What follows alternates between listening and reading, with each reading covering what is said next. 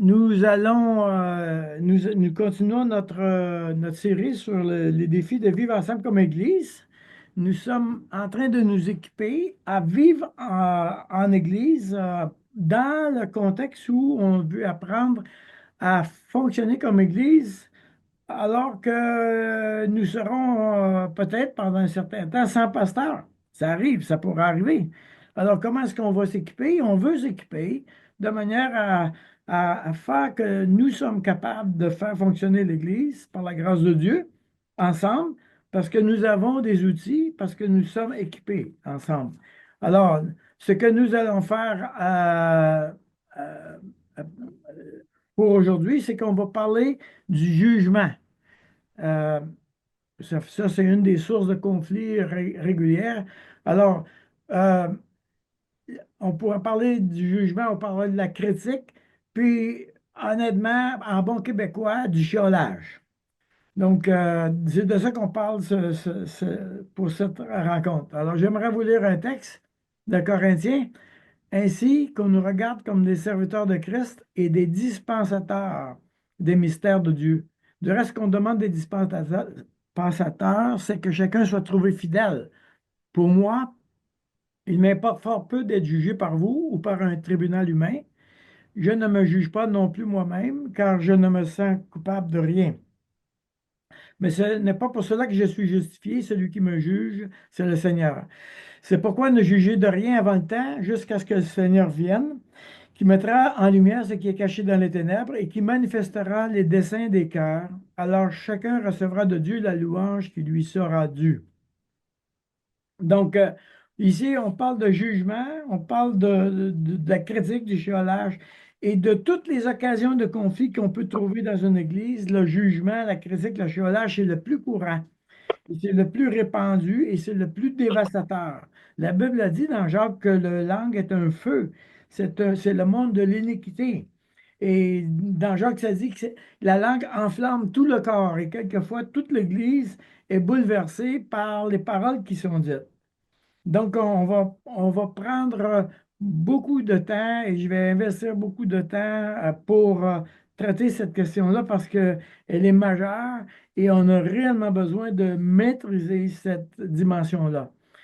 Je veux vous rappeler que nous sommes en train de parler des divisions dans l'Église et du chapitre 1 jusqu'à la fin du chapitre 4, il traite du même problème. Il y a de la chicane dans l'Église et Paul a souligné que une des raisons, c'est les mauvais buts. Le deuxième, c'est l'immaturité spirituelle. Et le troisième, c'est le jugement, la critique. Vous allez voir que les trois s'intermêlent, sont interconnectés. On ne peut pas vraiment les dissocier, mais ça nous cause des problèmes dans l'Église. Alors, je vais faire un petit aparté, je vais m'éloigner un peu du texte principal pour va aller vers un texte qui est méga connu, qui est constamment cité dans Matthieu chapitre 7. Ça dit, ne jugez point afin que vous ne soyez point jugés, car on vous jugera du jugement dont vous jugez, et on vous mesurera avec la mesure dont vous mesurez. Pourquoi vois-tu la paille qui est dans l'œil de ton frère et n'aperçois-tu pas la poutre qui est dans ton œil? Ou comment peux-tu dire à ton frère, laisse-moi ôter une paille de ton œil, toi qui as une poutre dans le tien? Hypocrite, ôte premièrement la paille, la poutre de ton œil, et alors tu verras comment ôter la paille de l'œil de ton frère. Ne donnez pas les choses saintes aux chiens, et ne jetez pas vos perles devant les pourceaux, de peur qu'ils ne les foulent aux pieds, ne se retournent et ne vous déchire. Alors, tout de suite, ça nous dit, ne jugez point, afin que vous ne soyez pas jugés.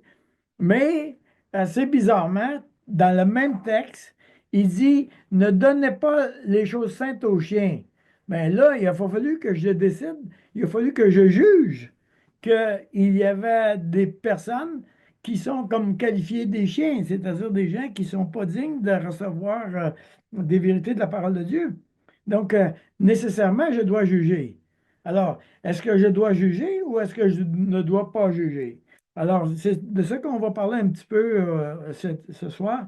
D'abord, le sens du mot juger. Le mot juger dans la parole de Dieu a plusieurs sens. C'est le mot krino, c'est un seul mot en grec, mais il y a plusieurs sens. Ça peut distinguer, décider, déterminer, conclure, mettre en question, mais aussi Condamner, prononcer une sentence, punir, voyez-vous?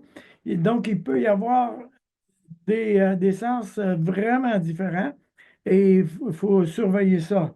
Alors, quand est-ce qu'on doit juger, quand est-ce qu'on ne doit pas juger?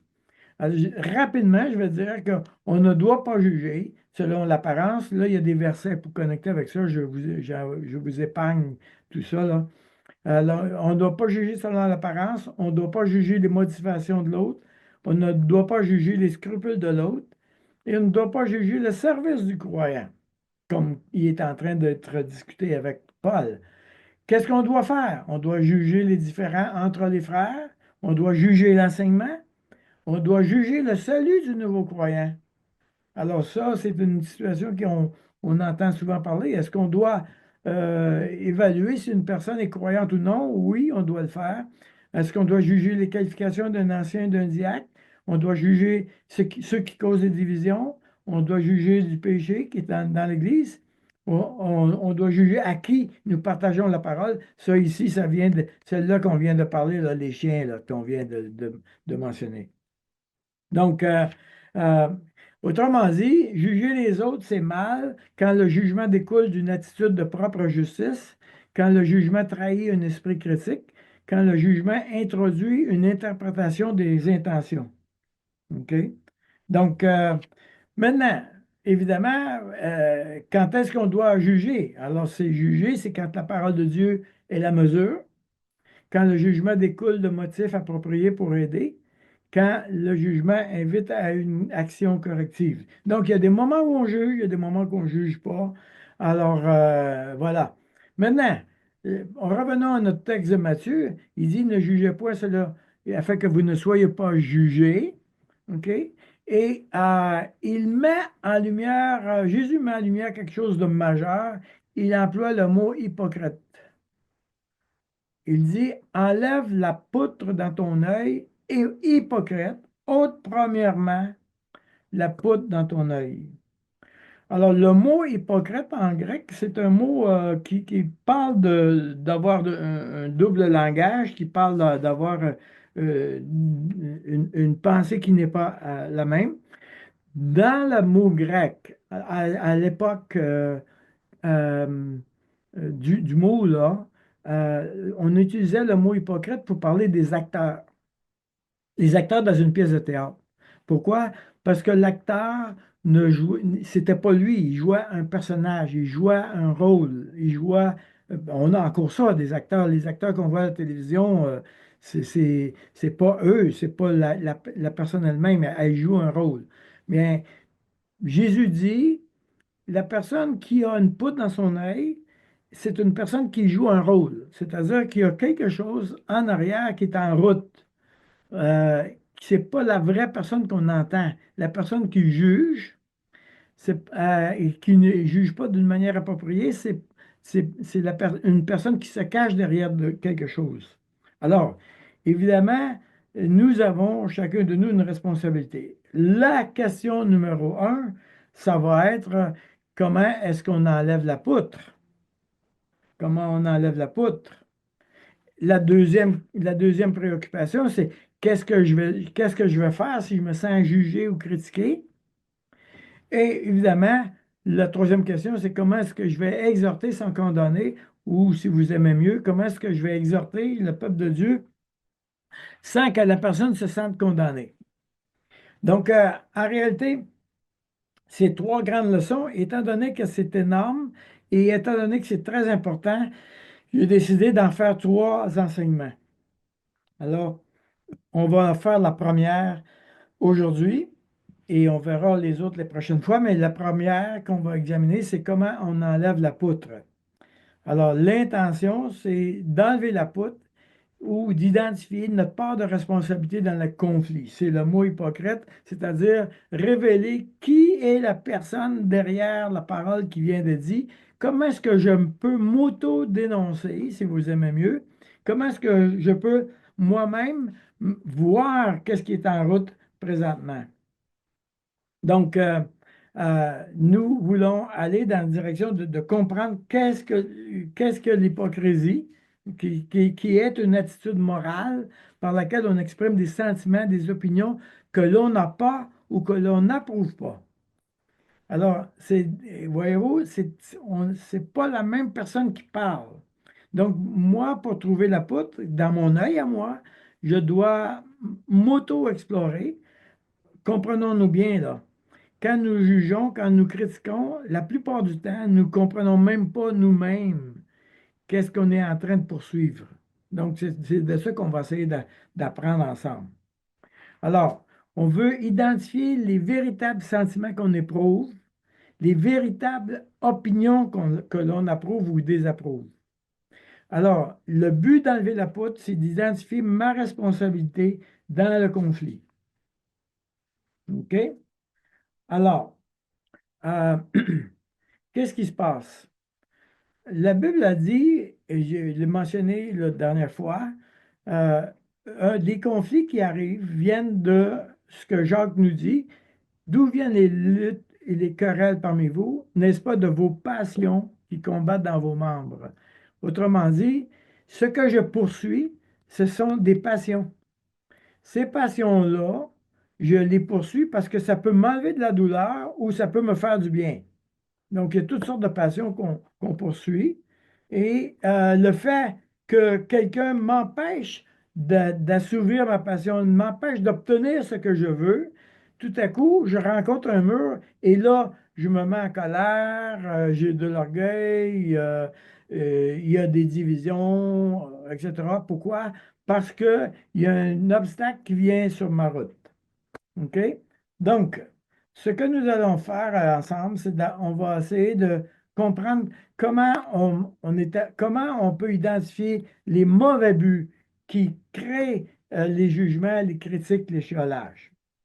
Alors, on va faire ce que j'aimerais faire avec vous, c'est de vous préparer tout de suite en vue de l'atelier qu'on va avoir avec vos parents moraines. Alors, j'aimerais d'abord vous demander d'identifier un moment où vous avez critiqué quelqu'un. Est-ce que tu, est-ce que tu peux te rappeler aujourd'hui, cette semaine, à l'église, avec quelqu'un, à l'école, au travail, n'importe où, est-ce que j'ai critiqué quelqu'un? Est-ce que j'ai chialé après quelque chose? OK? Donc, j'aimerais que tu trouves un moment et écris-le sur un papier. Quel est aujourd'hui, quand j'ai parlé à mon père, j'ai dit ça. Aujourd'hui, quand j'ai parlé à mon prof, j'ai dit ça. Aujourd'hui, quand j'ai parlé de l'Église, j'ai dit ça. OK? Mais j'ai chialé sur une affaire ou l'autre.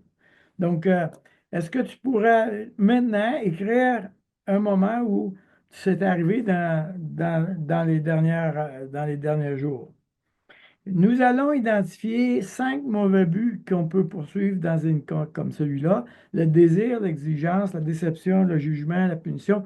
Ça va être un de ces 5 buts-là que tu vas trouver dans ce que tu viens de faire ou de ce que tu viens de critiquer. Alors, pendant que je vais expliquer les buts, je vais te demander d'identifier le but que tu poursuivais au moment où tu as critiqué la personne, OK?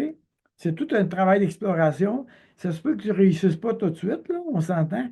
Le but, c'est de vous initier à l'idée. Bon, ça va, on doit se pratiquer. Jésus nous invite à examiner la poutre. Alors, c'est évident que ça ne va pas arriver juste une fois, ça va arriver constamment. On doit venir à nous-mêmes, revenir à nous-mêmes, nous poser la question, qu'est-ce que je poursuis? Donc, premier mauvais but, le désir. Alors, quand je dis tu ne veux jamais rien faire, tu ne veux jamais rien faire, c'est un jugement, un chiolage, une critique à la personne. Tu ne veux jamais rien faire. C'est le genre de phrase que je veux dire. Ou personne ne veut s'engager dans l'Église. OK? C'est un jugement. Personne ne veut s'engager dans l'Église. Mais généralement, quand c'est les personnes, là, je donne des exemples, souvent, quand les personnes disent des phrases semblables, ce qu'ils sont en train de faire, c'est ils sont en train de manifester le désir. J'aimerais vraiment avoir. Qu'est-ce que tu aimerais avoir vraiment? Quand tu dis tu ne veux jamais rien faire à la personne, qu'est-ce que tu voudrais avoir de cette personne-là? Quand tu dis personne ne veut s'engager dans l'Église, qu'est-ce que tu voudrais voir arriver dans l'Église? Est-ce que tu es capable d'écrire ce désir-là? Est-ce que tu es capable de dire, moi, dans l'Église, j'aimerais que, bon, moi, dans l'Église, bon. Donc, quel est le désir que tu poursuis? OK? Donc, ce qui crée des conflits quelquefois, c'est que je n'arrive pas à avoir ce que je veux. OK? Maintenant, c'est vrai dans l'Église, mais c'est vrai dans la vie, c'est vrai dans la maison, c'est vrai avec mon mari, ma femme, mon père, ma mère, euh, mes enfants. Donc, qu'est-ce que j'aimerais avoir de eux, de l'autre? OK? Ça, c'est un premier mauvais but. Le deuxième mauvais but, c'est l'exigence, ce que je dois avoir. Alors, quand tu dis, par exemple, à ton mari ou à ta femme, tu dépenses tout notre argent. C'est une accusation, là. Tu dépenses tout notre argent. Je suis pas content de comment l'argent se dépense. Ou quand on entend les chrétiens ne sont pas mieux que les autres, personne ne m'appelle, personne ne prend de mes nouvelles. Ouais. On entend ça constamment, n'est-ce pas? Des gens qui croient que les autres devraient les appeler. C'est une exigence. Je dois avoir ça dans ma vie. Je dois le voir arriver. Je dois voir des chrétiens faire ça pour moi. J'exige ça des autres. Alors évidemment, quand ça n'arrive pas, je rencontre un obstacle et là, je pose un acte de jugement envers l'autre. Donc, euh, voilà un deuxième but, maintenant, un troisième mauvais but, la déception. Tu n'es pas affectueux. Tu n'es pas affectueux. J'aurais aimé ça, puis je ne l'ai pas eu. J'aurais aimé ça, avoir ça, je ne l'ai pas eu. Ça peut être, il n'y a pas d'amour dans cette église. Je suis déçu de l'Église. Je suis déçu de la vie de l'Église. Je suis déçu de ce qui se passe dans l'Église. Je n'ai pas eu ce que je désirais. Donc, je poursuis un désir, je poursuis une exigence, mais là, à force de la poursuivre, finalement, je ne l'ai pas eu et je suis déçu. Donc, un autre mauvais but qui crée une problématique. Et finalement, le dernier qui est vraiment dur, je déclare à l'autre, tu es hypocrite. Ou je déclare à l'Église, vous n'êtes pas biblique, vous autres. Vous vous n'êtes pas des gens fidèles à Dieu. Donc, on accuse, OK? On rend un jugement. On devient le juge, puis on rend un jugement. Voici ce qui se passe, et voici ce que tu es, voici qui devrait être. Donc, voilà. Et évidemment, si on a posé un jugement, alors évidemment, une fois qu'on a établi le jugement, alors il faut punir. Alors il faut punir. Donc, tu vas entendre ce que je pense de toi. Et là, on est dans la vengeance, n'est-ce pas? Ou moi, j'arrête d'aller à l'église. Je ne veux plus aller à l'église. Je, je punis les gens parce qu'ils n'ont pas accompli ou ils n'ont pas réalisé ce que je désirais avoir, ce que j'exigeais d'avoir. Donc, je me pose en juge. C'est pour ça qu'on dit juger quelqu'un. Je deviens le juge et j'établis ma sentence. Moi, voici de ma sentence envers cette personne-là. Donc, 5 mauvais buts. Ces 5 mauvais buts-là, vous voyez, c'est une escalade. C'est-à-dire que je désire quelque chose, non seulement je l'exige, mais après ça, je l'exige. Après ça, je suis déçu parce que je n'ai pas l'exigence que je voulais avoir. Ensuite, je juge, c'est-à-dire que je condamne et enfin, je punis. Donc, il y a comme une escalade et l'acte de jugement vient de s'installer. Alors, revenons à notre texte dans 1 Corinthiens 15, de 1 Corinthiens 4, verset 1. Regardez ce que Paul dit.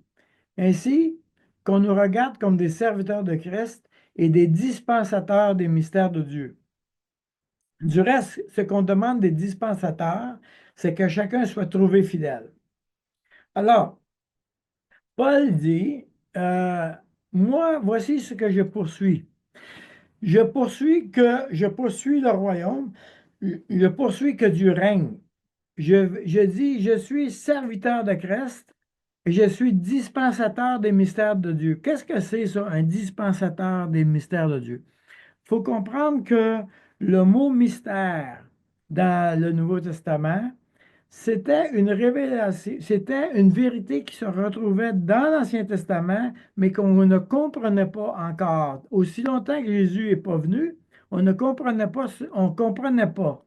Par exemple, un mystère qu'on ne comprenait pas dans l'Ancien Testament, je parle pour le peuple juif, c'est que un jour, Dieu sauverait beaucoup de païens à travers les nations, à travers le monde, et que ces païens-là, qui ne sont pas juifs, deviendraient aussi le peuple de Dieu. Alors ça, c'était quelque chose qui n'était pas compris du tout. Et Paul dit, moi, je fais partie de ceux, moi, l'apôtre Paul, je fais partie de ceux qui enseignent les mystères de Christ. Alors, qu'est-ce qu'il est en train de dire, Paul, ici? Il est en train de dire que mon but à moi, il est noble, c'est-à-dire que je cherche le royaume de Dieu, je cherche à ce que Dieu... euh, alors, on est dans la prière du Notre Père, hein, que ton nom soit sanctifié, que ton règne vienne, que ta volonté soit faite sur la terre comme au ciel. Si j'ai ce but-là, alors il n'y a pas de problème. Alors, rappelle-toi, chaque fois que tu es en conflit, c'est parce qu'il y a un mauvais but. Parce que si tu cherchais à ce que le royaume de Dieu règne, si tu cherchais à ce que Dieu règne dans ta vie, si tu parlais avec ce but-là, alors là, tes paroles seraient attachées à ce but-là. Alors, si je juge, par exemple, je pourrais juger une personne en ce que voici l'action que tu poses est contre le royaume de Dieu. C'est pour ça que là, on aura le droit de juger, c'est-à-dire d'examiner la conduite de la personne. C'est que le comportement de cette personne-là n'est pas en harmonie avec la parole de Dieu. Donc, voilà, là, on a un droit de poser un acte de jugement. Ici, les Corinthiens étaient en train de juger Paul. C'est pour ça que Paul dit, je ne veux pas recevoir votre jugement parce que le jugement que vous faites n'est pas en harmonie avec le but qui devrait être poursuivi. Donc, il n'a pas reçu le jugement des Corinthiens ou de ceux qui divisent l'Église parce que Paul reconnaissait que le but qu'il poursuivait n'était pas un but qui était relié avec le royaume de Dieu. Alors ça, c'est particulièrement important pour être tenté de trouver ou de reconnaître la poutre qui est dans notre œil. Donc, c'est un travail d'exploration personnelle. C'est un travail où je reviens à moi-même et que je me pose la question, pourquoi j'ai dit cette parole-là? Qu'est-ce que je poursuis? Qu'est-ce que je recherche? Je veux être aimé. Je veux être apprécié. Je veux, bon, qu'est-ce que tu veux? Donc, voilà. Donc, notre premier travail est un travail de rechercher la poutre. Dans la prochaine rencontre, on va regarder qu'est-ce qu'on doit faire si je me sens jugé ou critiqué. Parce qu'il faut quand même admettre qu'il y a certaines paroles qui sont blessantes. OK? Donc, on va juste examiner et visiter cette question-là. Quel est mon comportement ou quelle est ma réaction qui est attendue quand je suis blessé par un frère ou par une sœur? Donc, un petit rappel encore, le salut vient de Dieu, n'est-ce pas? Donc, si tu te vois en train de critiquer, il y a des gens, par exemple, j'ai rencontré une personne dernièrement, il n'y a pas deux phrases qui venaient qui n'étaient pas de la critique. Son discours, c'était de la critique permanente. Et même la personne me disait, honnêtement, je sais juste faire ça, mon critiquer. Franchement, tu veux-tu être avec une personne comme ça? Tu te pousses, hein? Donc, tu ne veux pas faire ça. Alors, Dieu, quand tu me parles, est-ce que tu me condamnes ou est-ce que tu m'équipes? Est-ce que tu me prends par la main pour que tu m'emmènes vers toi ou est-ce que tu m'éloignes de toi? Donc, sans moi, vous ne pouvez rien faire. Demandons à Dieu de nous aider à avoir un discours qui reflète ce que Dieu dirait. Donc, pour votre atelier, je vous ai posé la question, identifiez un moment où tu critiques la personne et je vous ai demandé pendant qu'on discutait quel était le but que tu poursuivais. Donc, voilà, ça va faire partie de la discussion que nous aurons en atelier pour les prochaines minutes ensemble.